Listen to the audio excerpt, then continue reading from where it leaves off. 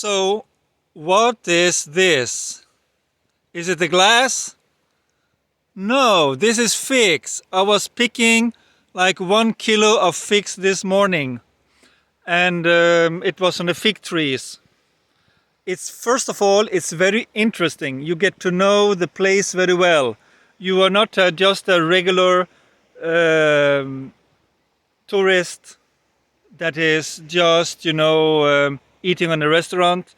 You can go up in the mountains and you can pick some very beautiful, some very wonderful, some fruits.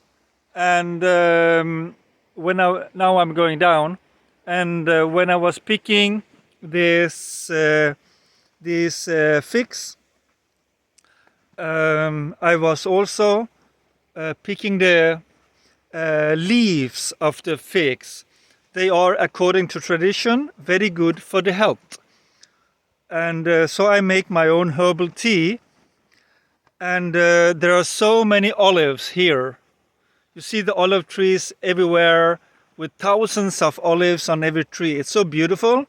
And not many people know that these leaves, they are scientifically proven to cure certain diseases, and they can kill many bacteria which are very harmful and for the body. So it's a very, very powerful herbal protection. It's like a prevention, Prevention is the best cure. So I am picking the leaves of the olives. Of course, I don't do it in the private gardens. They are growing like free, wild, like this. And also the same with the figs. They are just in the public places. I take them and then I put them in the fridge, and the leaves. And then I can, so I don't have to do it, go out and pick every day. Also the same with the mulberries. And maybe later I can show you how you can recognize these trees and these herbs.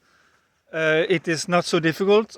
And I also have an app on my phone called Leaf Snap, and I'm double checking with them.